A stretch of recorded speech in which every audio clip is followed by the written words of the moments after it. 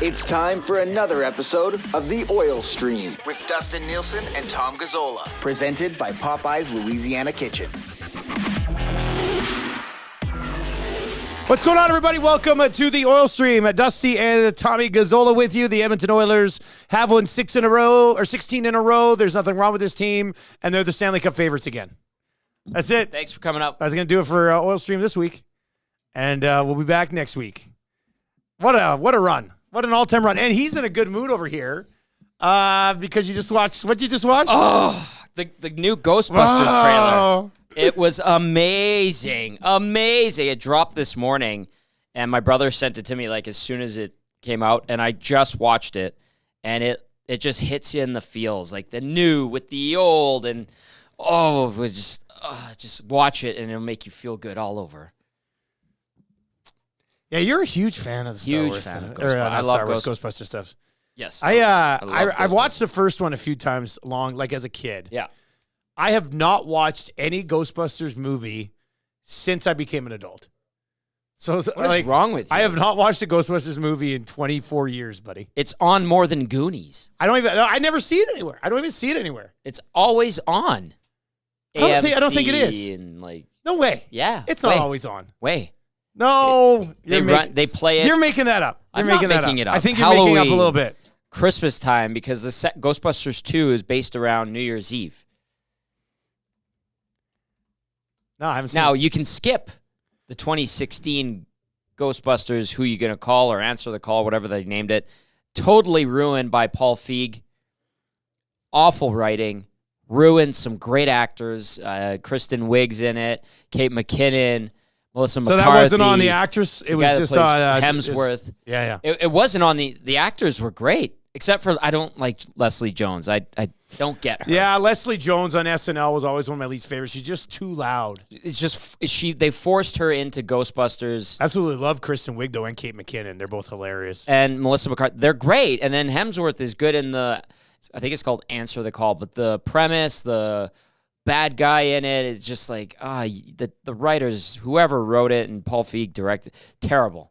So they ruined it for a small time, and people were like, all-female cast this. But it's back now, It wasn't the all-female cast. The majority of them were really funny. Actors.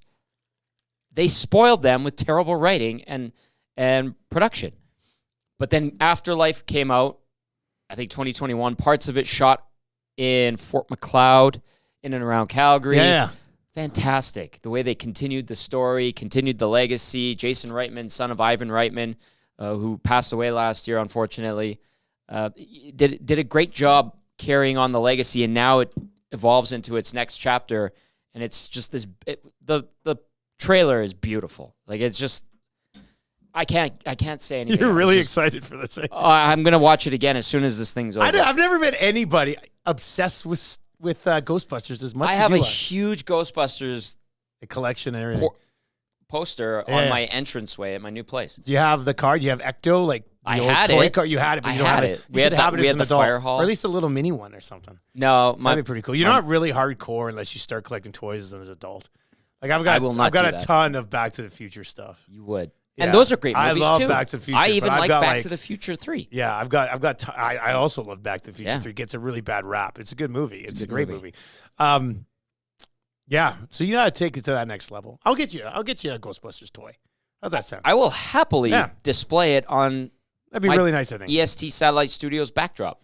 Dr. Gonzo is in and says Goonies better than Ghostbusters. Well, that's subjective. I didn't say it. Dr. Gonzo, let's be real here. Although Goonies does deserve a lot of respect. Great movie. Rise in and says Devin Shore on waivers. Oh. I talked to him when he was here, 2 weeks ago. Did he say he wanted to come back via waivers? Yeah. No, he did not. I'm kidding. Beleneski's right back in there, dude. You will not leave us alone. Ron Francis is top 5 greatest Ghostbuster of all time. That was Beleneski's hot take today on the show. What's Beleneski all about? He was all today? over Ronnie Francis. They said he's a top 5 player of all time. He's up. I'm not wasting any time here on this. Beleneski, not top 5 all time, but he's certainly a legend of the game. Yeah, I mean, he produced almost 1,800 points. stud on a terrible but he's not Hartford a top. He's not a Whalers top team. 10 guy even. Yeah. Let alone this ridiculous top 5 if you discussion. said top 20, top 25, he sneaks in there. He was phenomenal. Yeah, top 25. I bet he's somewhere trickling in there. For sure. Often forgotten. All right, Nasty Chat's already rolling. You can text us as well anytime, 780-218-9999, 780-218-9999. I like this one from Normology. Says, Ghostbusters trailer so effing good. Totally agree, Tommy. I'm just as excited as you. Normology. Amen, brother. I just watched a new Roadhouse trailer I saw that. last Friday. It looks awesome, good. too. Gyllenhaal's a stud. He's And he's awesome. jacked. My God, he must have been intermittent fasting. Like, did you see? He didn't do a meat diet? Oh, well, maybe. Who knows? This one is in. It says, guys, I know this is an MCU podcast and all, but what do you guys think of having Draisaitl with Perry and Hollywood and Fogel and Kane with Clowder? Okay. Yeah, we'll get to that. Sure. Let's talk about what we want to talk about here. Propane Pimp. This is not MCU. Ghostbusters is a Sony Columbia venture. This guy knows everything about it. I don't know. It's good. By the way, the Edmonton Oilers are the betting favorite to win the Stanley Cup right now. Wow. On Coolbet again, plus 625. Now, some of that would be because Oilers fans had bet it so heavily earlier in the year. Some of that will carry over. But yes, if you go to coolbet.com right now, if you want to bet on the Edmonton Oilers to win the Stanley Cup, they are plus 625 favorites. Actually, a decent little gap ahead of between them and the. Let me just check on some of these numbers over at Coolbet here. Plus 625 for the Oilers, plus 850 for the Avs. The Bruins are 10-1. The Panthers are 11-1. The Hurricanes are 11-1. The Jets and Canucks 12-1 and 13-1 respectively. To win the West right now and go to the Stanley Cup final, the Oilers are plus 350 favorites. They're saying the Oilers have a better chance to come out of the West than the Bruins do of coming out of the East. So lots of interesting things to discuss. Do you think, and I know you're not a big sports bettor yourself, but do you think the Edmonton Oilers are justifiably the Stanley Cup favorite right now? No. They're absolutely... Is that because you're trying to be like unbiased local guy, or there's just other good teams in the league? The first thought that came to mind was there have been teams this season that have been better than the Oilers consistently. Yeah, yes. That, to me, not is a as huge good thing. as the run they're on now, Well, no. but still, like Vancouver and Boston are both at like 7, whatever it is, for the entire season. I would even throw Vegas in there in terms of consistency. Now, they had a dry spell around the Winter Classic, but they seem to have picked it up again. The Rangers have been good for the majority of the season. So there's a few other teams in there that I would go, they've put together a better, more consistent body of work than the Oilers have. The Oilers, the depths that they reached this season were unbelievable, which was, I think it was Mo, our buddy Mo Jaber, had he clipped November 9th postgame where I just shredded the team. Yeah. And he posted it the other day, and I saw that. Those other teams have just been good all year, like really good all year. So kudos to the Edmonton Oilers for 16 in a row, on the verge of 17. This is going to be a great game in Vegas. Fantastic that it lines up with our trip, which is going to be awesome. We're going to do pre and post there among all of our other shows. I think it's super exciting, but the consistency from those other teams is what I look at and go, well, they've done it all year, whereas the Oilers have done it for 2 months. Yeah. 2.5. Okay, so let me ask you this question.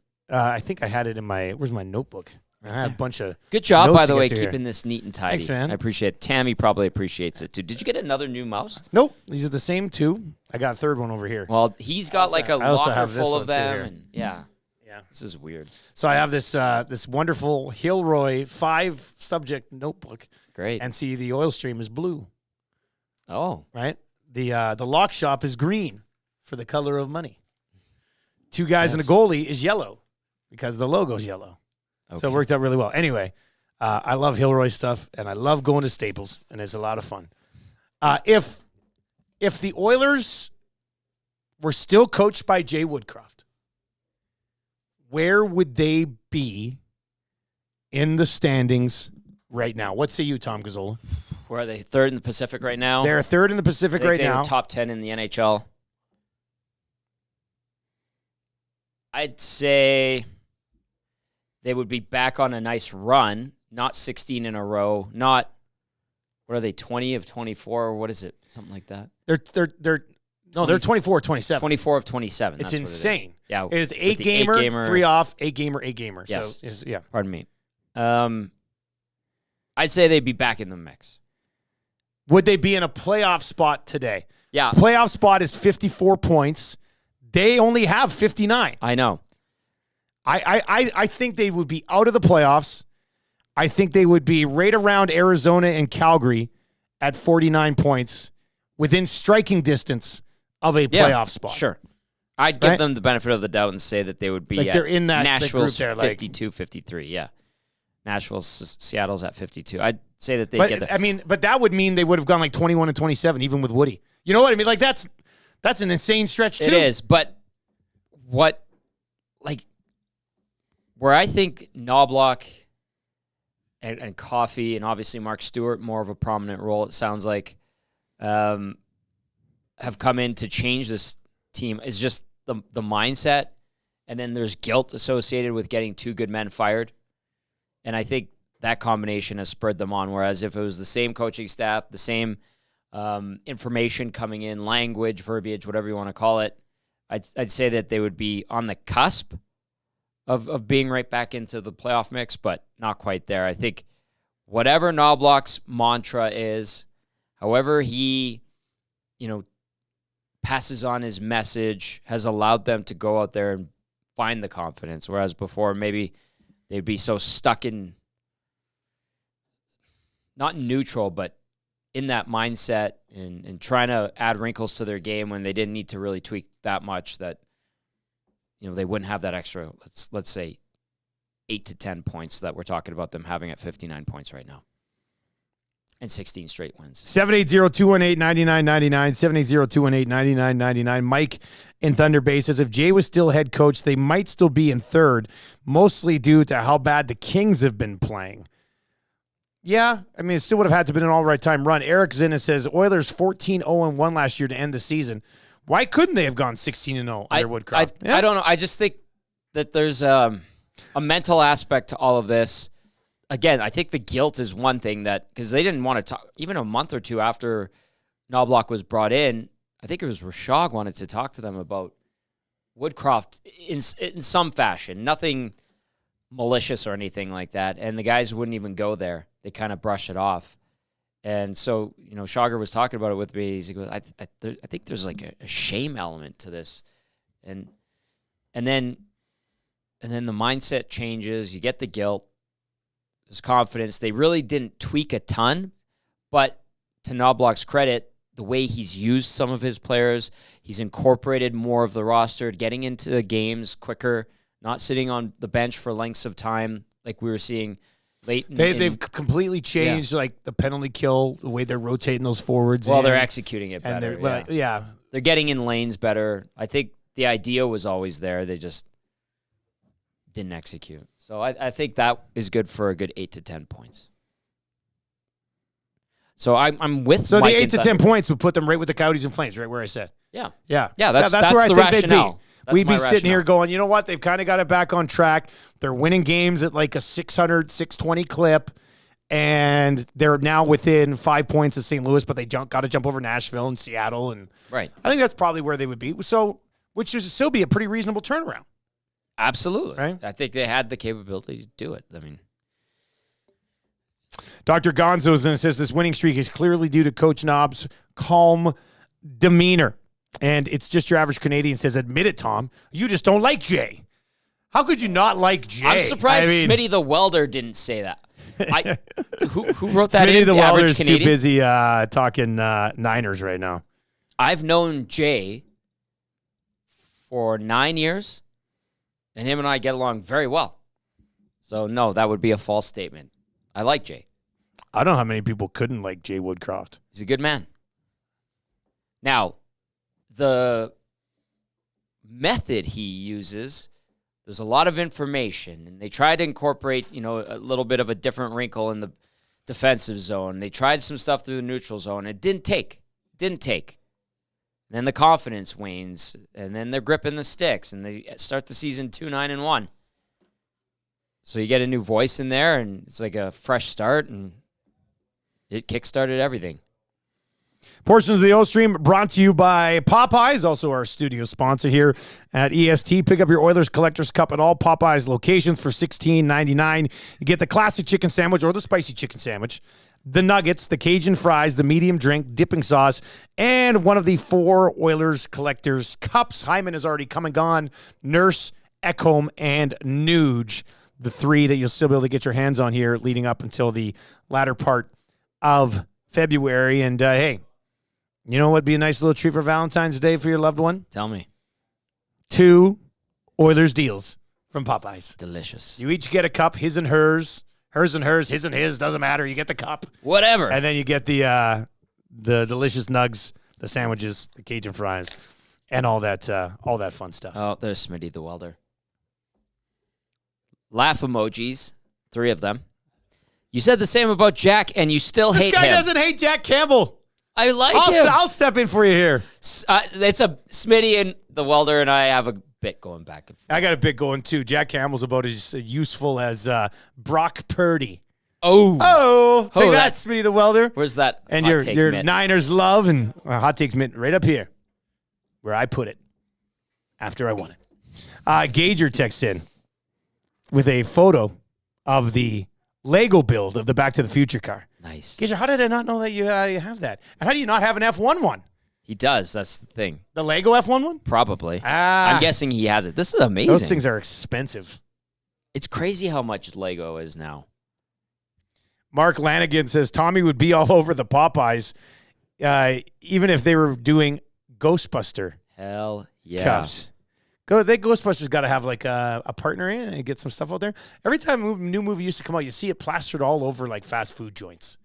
I feel like we've lost the connection to fast food joints and blockbuster movies. That was a thing. Maybe it's like the amount of money that went into that marketing. But it was, I remember having like Batman Returns vehicles from when that movie came out in the Happy Meals. And then, because like the Penguin had that little rubber ducky vehicle, and then Batman had the Batmobile, obviously. Catwoman had something. Yeah, there were some good ones. And like Super Mario Brothers, when like Super Mario came out for Super Nintendo to launch it, they had toys and stuff like that. Like I loved those. Let's play this game right now. Which movie franchise would you like to see team up with Popeyes? And why is it the new Roadhouse remake? God, Dalton, get him some nugs. That would be absolutely delicious. This one into the nasty chat from the Sailor. Remember when people hated the Ethan Bear for Warren Fogle trade? Yeah, I do. I really do remember that. Was it really bad? Like, was the reaction really bad? Yes, war charts were flying all over the internet. I always liked it because it was just they needed a forward and could move a D-man. You know, Yes. I thought it was a reasonable deal. They had Bouchard coming up. And I kind of had hoped, kind of opened up a spot there for that to happen. I always thought it was a trade that made a lot of sense on both sides. And I thought Fogle, with more opportunity, could be better than he was in Carolina. Maybe we're seeing a little bit of that now. We are. But yeah, I'm trying to think, maybe it's a bad take, but I don't think I would have been a guy online. I'm pretty sure I thought it was a smart trade for both sides. Both guys needed a new opportunity. Ethan Bear was getting stuck behind a couple of players. Tyson Barrie was still here, obviously. It was Bouchard or Bear. I think I remember saying that on 1260. It's like, who would you rather have? Evan Bouchard, who was just breaking into the league, or Ethan Bear, who, you know, probably at best is a second pairing right side guy, which is great. At best. Yeah. Yeah. Right? Not the biggest guy. His skating has gotten better, but he was still developing too. So they had to make a choice. Which guy do you put your eggs in their basket? And they went with Evan Bouchard. Look at what he's doing now. All right, let's see. We haven't even got to the win that made it 16 in a row. Sure. Afternoon affair. I thought Nashville played a pretty good game. They did. I mean, they hit some posts. They played well. The Oilers just took care of business in a tidy fashion once again. What was post-game reaction like on Saturday afternoon? Satisfaction would be the term I would use. There's satisfaction. People very excited about the 16 in a row, which is totally understandable. It's just now it's like encouragement, and I mean that by saying people are like, okay, look how good they are 5-on-5. Let's get the power play going. My goodness, could we not get the bottom six going offensively? Could you imagine Corey Perry picking it up offensively? And so it was like a very encouraging feel. And so I think the satisfied fan base, along with looking ahead to what might be and throwing in the potential of what some of these individual performances down the road could do to make things even better, that was kind of the tone and what we talked about. And people were pumped about Skinner and more chatter about, hey, are you good with the goaltending now? And so it's starting to snowball into this ball of positivity. A ball of positivity. Yeah. I like that. I like it, When was the last too. time we used that enjoyable. reference here in Edmonton? The Oilers are just a ball of positivity. That's what rolling, it is, man. right? Like that's how it looks right now. First impressions of Corey Perry. Let's dive into Perry a little bit here. I thought the combination of McLeod and Holloway forced him to skate and move his feet and be quick. And that's tough to do, having not played a game for a couple of months. And I thought he did that. I thought he was smart how to read and react off of them. He made some clever plays. I thought it was fitting that he went to the net and got knocked down in the crease in his first shift. Yeah, right there. You're like, oh, Corey Perry's on this team. Nothing's changed. That's great. His MO's still the same.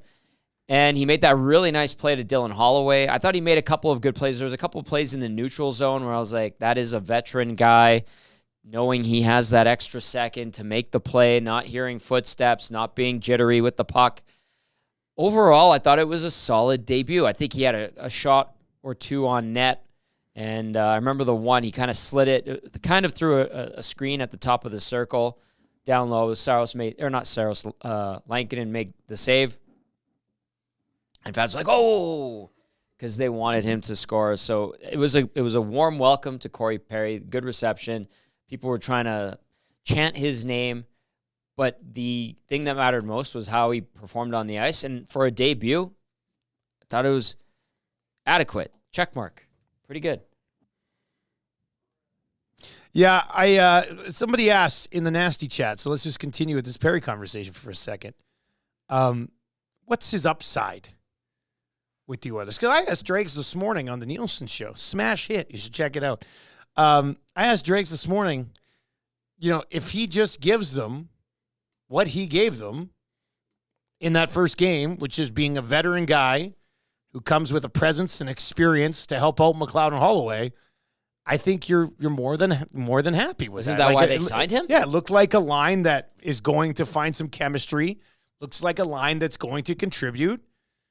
To me, I mean, if he just stays there the rest of the way, mission accomplished. That would be the upside would be, he kind of finds his old game a little bit. Sure. Rides shotgun with Draisaitl and scores 10 goals during a playoff run. I mean, that all seems highly, highly unlikely. But I don't know. What would we view as the ultimate upside of Corey Perry? 15 points, 20 points. Oh, if he dropped 20 points in the final 37 games, man, that'd be amazing. I think he gets that 10 would to be 15. the upside. I think he gets 10 to 15, but the reason you brought him in was to solidify the bottom six. It looks like he's going to do that. You have a lot of faith in him doing that because of who he is, and even the start he had to the season where he had 9 points in 16 games with the Hawks. So he was off to a decent start. Keep that going. Provide a little offense. Be an a-hole out there. Give them some edge. Be a rat.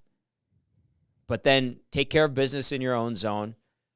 From time to time, chip in offensively because you're going to get your opportunities. If you are playing with Holloway and McLeod for an extended period of time, he might slide up. He might slide down at points.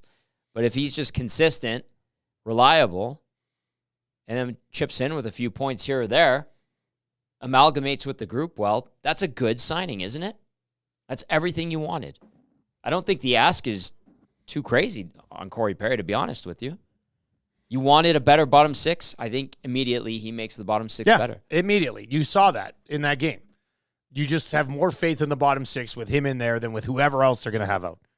For Adam Ernie, I think Corey Perry's a nice upgrade at minimal cost. 100%. Nothing against Adam Ernie. No. But Adam Ernie, not like compared to Corey Perry, come on. I mean, that's Hall of Famer. That's something that's going to... Guy that is a kind okay in NHL. In and around, kind of a tweener. Yeah. A little bit. No disrespect. No disrespect. All right, 780-218-9999, 780-218-9999. I see it in the nasty chat here as well. Portions of the oil stream brought to you by Popeyes. Get that Oilers meal at all of their locations right now and get your hands on the Collector's Cup, $16.99. That includes the Collector's Cup, the sandwich, the nugs, the fries, the drink, the dipping sauce. And on top of all that, it's absolutely delicious. I have a couple of texts I want to get on. Yeah, let's do it. Dad Unit says, at Tom Gazzola, Dusty used "we" when referring to the Lions on Friday. Is this okay considering it's not the home team, or does he need a slap on the wrist? Give me your wrist. You're not slapping my wrist.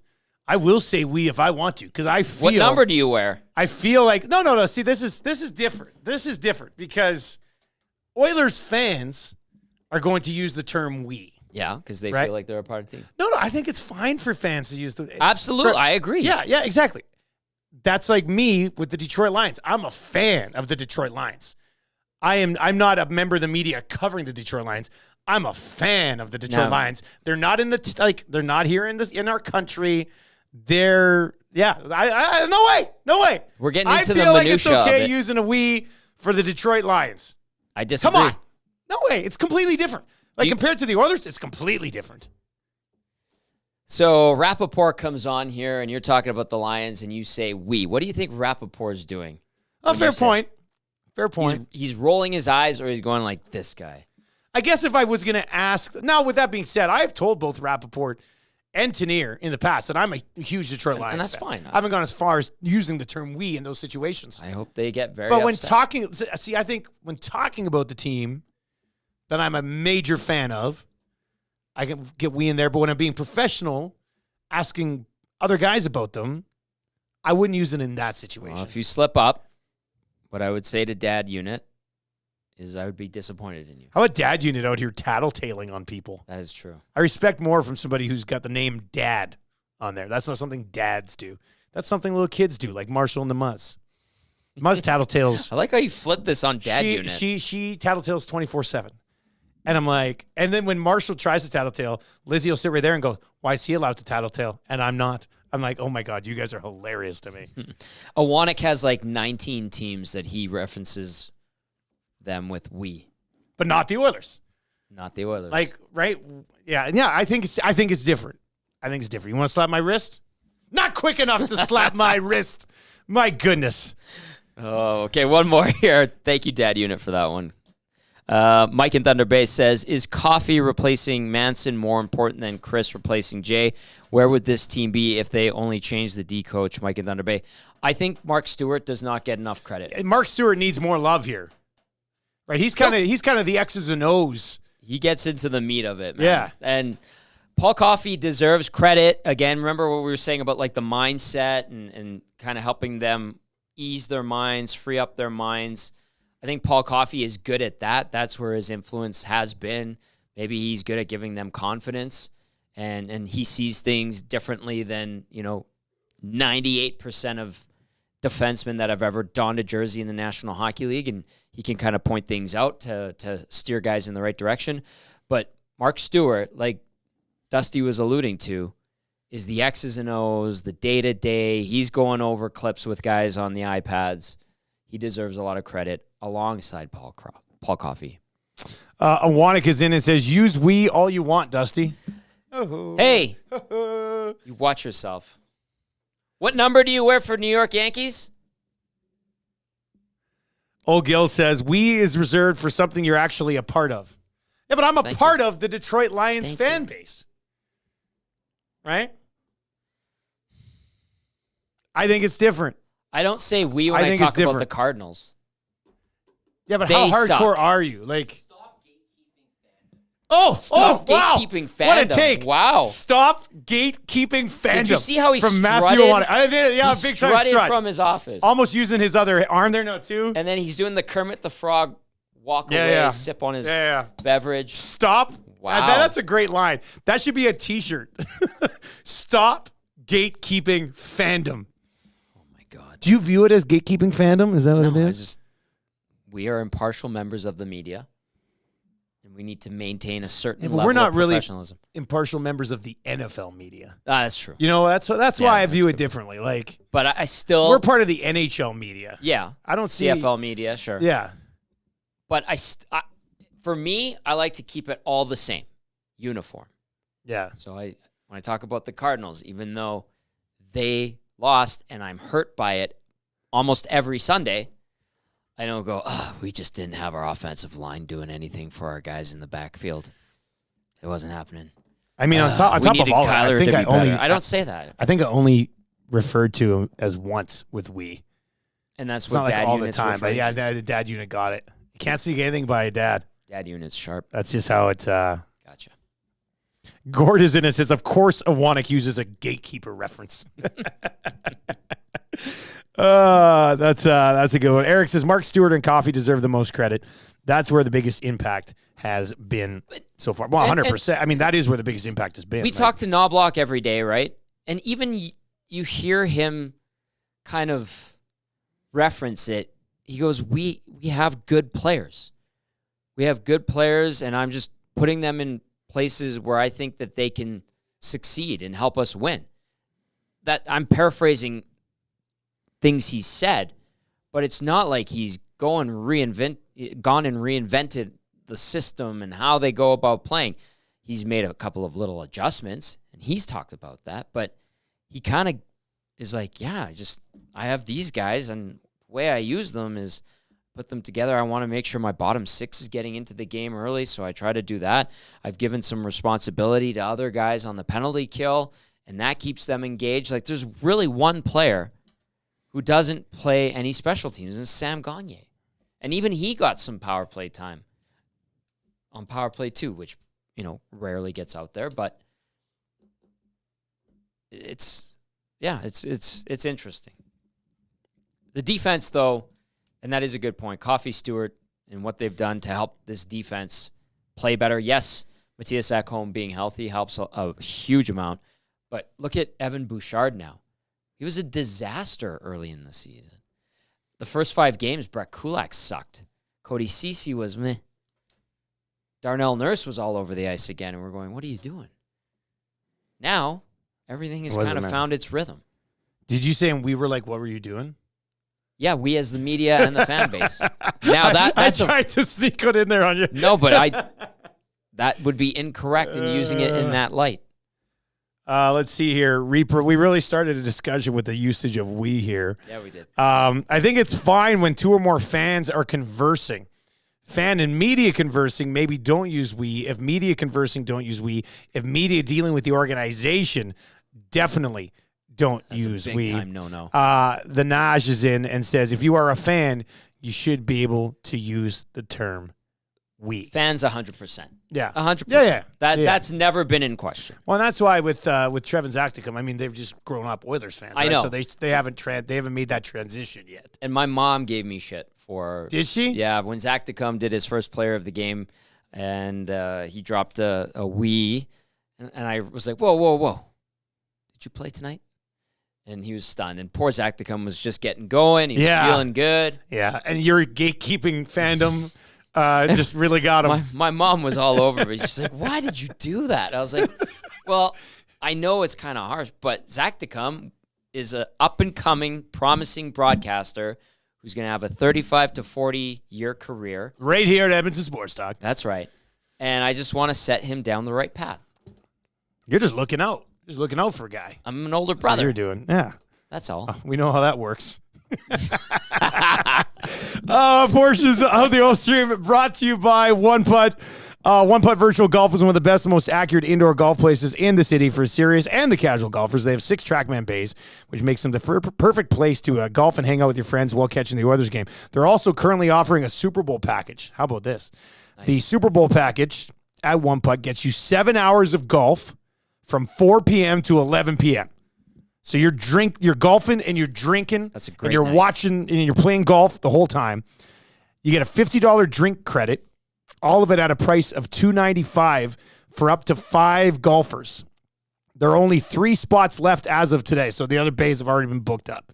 Nice. So you don't want to wait to sign up. You can also, how about this? This gets me slightly midday aroused right here. You can also try our 6 o'clocker lager at One Putt too. Yeah. To learn more, check them out, www.oneputt.ca/deals, or follow their Instagram at OnePuttYEG. That was such a half-assed yeah. You're like, yeah. No, but I was thinking of something else. Shen was messaging me. Yeah. We're DMing each other on Instagram. He wants to get us out there. Yeah, I know. I told him I was going to come out after. We have to go. I told him I was going to come out after Super Bowl. Yes, we have to. So, Shen, that's a promise. Yep. We'll definitely be there. But that's a cool Super Bowl awesome. ideal. So 7 hours of golf from 4 to 11, $50 drink credit, $295 for up to 5 golfers. And there are only 3 spots really left good. to do it, so it's already getting booked up. That's a great idea. Really, really fun idea. I'd surprise your buddies with that one. Just be like, boys, got a great plan. Let's go. www.oneputt.ca/deals for more over there. 780-218-9999, 780-218-9999, or of course you can hit us up in the nasty chat as well. Somebody's asking a little bit earlier on about, and we'll get to a few more of the text messages that have rolled in. Actually, wait a second here. There's a few. That John from the Fort says, "Afternoon, boys. I think the biggest thing is he's stabilized the lines. No block. Yeah. No blender every night. They're on a mission now." And John from the Fort, yeah, absolutely. I just still pretty pumped that 6 o'clocker lager is also on tap at One Putt, or maybe not on tap. That's probably cans. I know Shen's there right now. That's Shen from One Putt in the nasty chat. I'm assuming you're probably rolling cans. You can look into it. I can get you in touch with Alley Cat. We'll get you some kegs if you don't have the kegs yet. Gavin from Shamrock Curling Club said he burned through the first 3 20-liter Yeah. These are the tanks. big ones now. He's up to 50s. Somebody texted in the other day and said their buddy just went and bought a keg himself. No way. Yeah, who was it? Somebody whose buddy has a poker night. Oh, Kevin Bandel. Nice. Yeah, Kevin his buddy Excellent. poker night. They just went and bought a keg from Alley Cat. So That's awesome. that's kind of cool That's how too. you do it, man. So you got a kegerator at home. That'd be fun to have one of those here. Okay, so I think it came up in the nasty chat earlier, but as far as the deadline goes, I was running these numbers. I was sliding into the DMs with Puckpedia yesterday because they were tweeting out some stuff about Holloway and Kemp going down, and then basically, this is what he said. If they call those guys up in 9 days when they get playing again and didn't make any other roster moves until the deadline, they could add about a $1.06 million cap hit at the deadline. So if they keep the roster the exact same way it is all the way up to the deadline, they could add a player who comes with a cap hit, not like a prorated, but with a cap hit of $1 million. So what do you do with this, Tommy? Do you try to have a team retain on somebody and get one player that's like a $1.75 million guy or something like that? That's an option. Because what salary are you moving out? You don't really want to move anybody else. You just kind of want to add, right? And you want to add. That's where it goes to. Do you add a defenseman, which I think is becoming more of the need?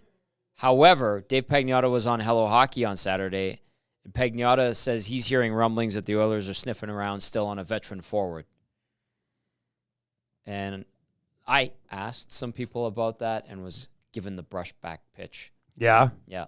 So I think what Dave is saying is right, especially with how the replies I got were bristling with "get out of here, leave us alone." Don't ask that right now. I personally, if I was in charge of this team, would be looking at a defenseman because they have 6 healthy D-men.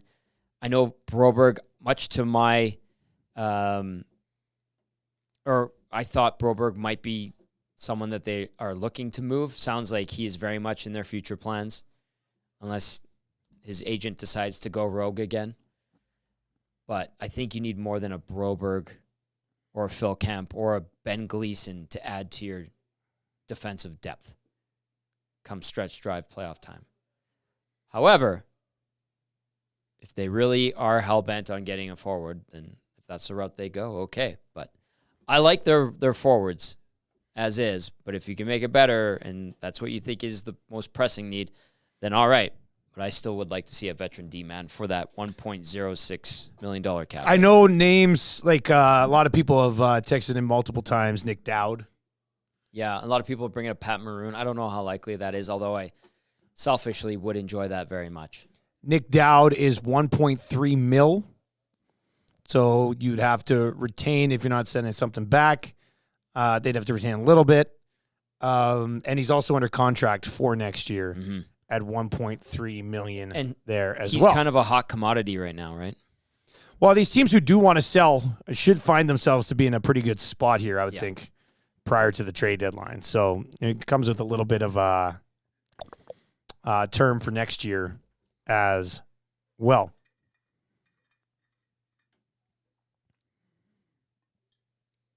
Did you already get to the one from Propane Pimp on Holloway being the only member of the 12 forwards that's not on the penalty kill?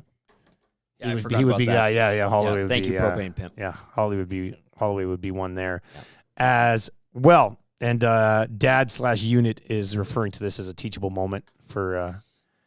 That's a dad thing to say. It's very much a dad thing. It's very much a dad that. thing to say. Yeah. Raphael Lavoie had a nice tilt the other night. You hear about that? His hand's okay. Good. I heard about, who was it with? I saw Let's this take on a social media. Who did he fight? There was a the other lot of night? AHL fights. It's that time of year where you're like, damn it, I'm not going to get called up. I better just get pissed off and fight somebody. Kind of makes sense there. Let's see. Who did he fight? It was a familiar name. I thought it was a familiar name. Canucks Vasily Podkolzin. Oh, Podkolzin, yeah. Not a heavyweight tilt by any stretch of the imagination, but a nice little American League scrap. I like that. Good for him. Podkolzin's a big guy, though. Like, he's a big guy. So, too, is Lavoie. Yeah, Lavoie's a big boy, too, right? Nice. I like it. What else? Casino Dealer Jay says, does Nick Bjugstad have a no trade? Can we get him again? Need to win some more face-offs. What about the face-off? Like, they've been crushing the face-off dot lately, haven't they? I remember a couple of games that came in. They won the one game. They won like 75% or something. Yeah. And then I think in the last game they lost against Chicago, it was like 62 or something. A couple games ago, they got beat. Did they get owned in the dot? Yeah. I can't remember which one was it or which one it was, but they did lose on the face-off dot. But they generally have been winning the face-off battle. You know who wins a lot of face-offs? Or not a lot of face-offs, but when he has to take them, he wins them? Evander Kane. When I read his stat line during the post-game show, I'm like, and Evander Kane, 100% on the dot tonight. And slides in for one or two? Like, and I look at the events, he took 2 or 3 tonight. It's like, well, okay. One Putt Virtual Golf, one of the best and most accurate indoor golf places. Go check them out. They got that Super Bowl deal right now. 4 to 11, 7 hours of golf, $50 drink credit, $2.95 for up to 5 golfers. Just 3 spots left on that bad boy. And they got the 6 o'clocker lager can. So I do imagine somebody from Super Bowl on social media being like, check it out, we're golfing, and here's the cans, and everything's fine. Do that, because then we'll blast that out via retweet, repost, Instagram, share story, all that good stuff. Do it. Eden says, as Jack Michaels would say, much to your chagrin, Tommy. And that was in regard to the Broberg thing. I was going to say much to my chagrin, but I have nothing against Philip Broberg staying with the organization. I was looking for the right term, because I think it was last week or 2 weeks ago. I was like, I think he's probably going to get traded. That was just me, given what his agent had done, saying they're, looking to seek a deal with other teams. And then I found out that that surprised Ken Holland and the hockey staff, and it wasn't necessarily Broberg. It was the agent going rogue and doing his own thing. So I was searching for the right term, and chagrin wasn't the right one, because it was the one I was going to go to, Eden. But I have nothing against Broberg staying with the organization. He's a prospect that has had some dips in his progress, but he's playing really well in the AHL right now. So I thought that maybe they would use him as a chip to move on from, considering what had happened. Not the case, apparently. Matthias Janmark and a pick for a $2 million player. What do you think about that? Where do you come on? We're looking for ways to move salary. I know you like Matthias Janmark. Let's be honest. He has one more goal than you do this year. He does. So, I mean, and I almost got one this year. $1 million bucks. You can move him out, go the other way. That would free up some minimal space if you think you can get a guy that would be an upgrade on Matthias Janmark. Is there? Yeah, that would be the key. Is like they like Janmark. He plays his position well. Does he have offense? No, obviously not. I think he got that opportunity on Thursday night where he was alone in front against Chicago, and he just jammed it into Mrazek's pad. And I was like, yeah, that's kind of fitting and telling of where he's at offensively right now.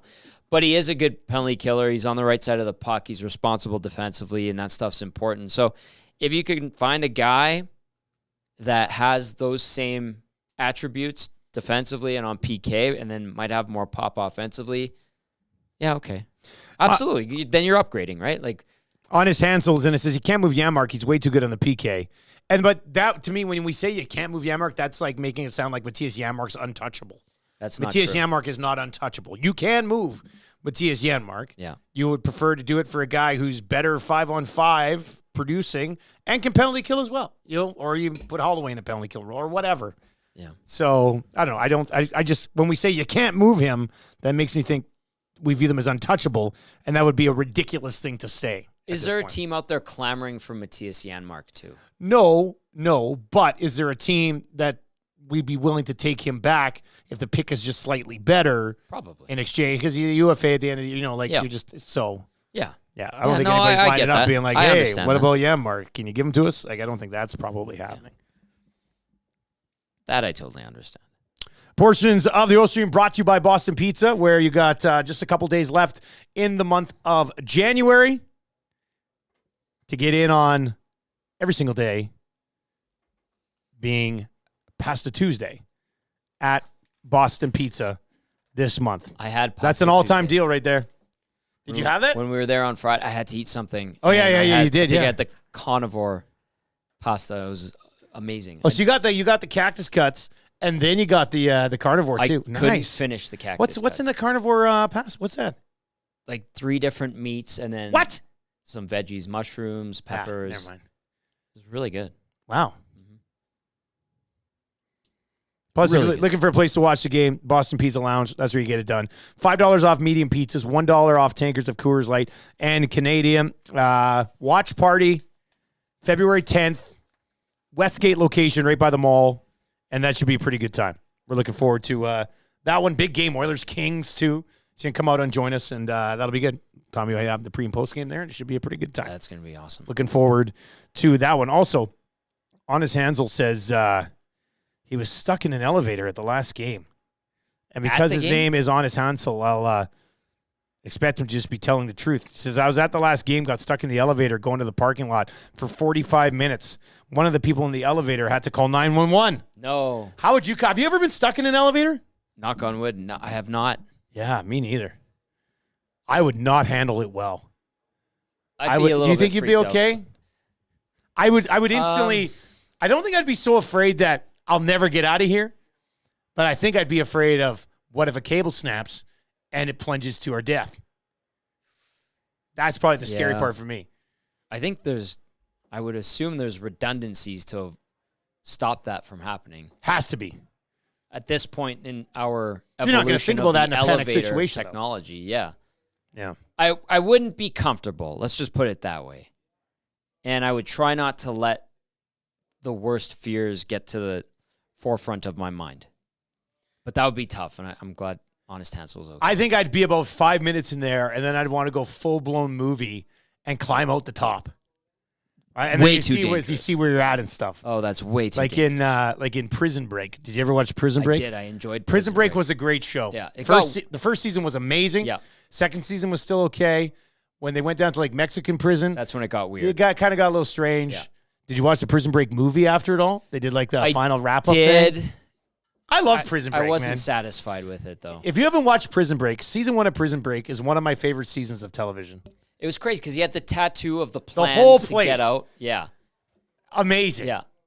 And my favorite character was Sucre.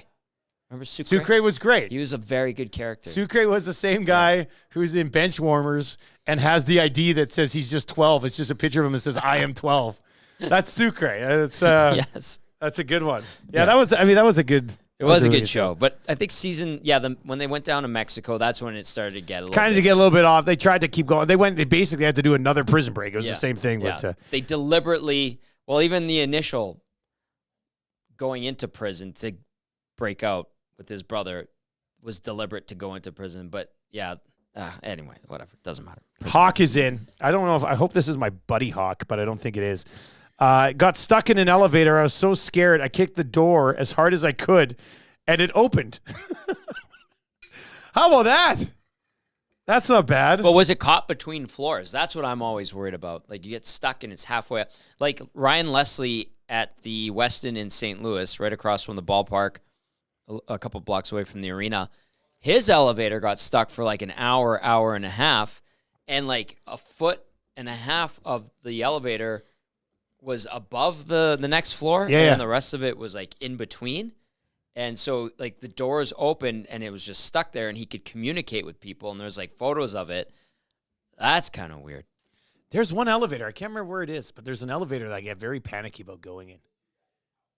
And that one in Switzerland is weird.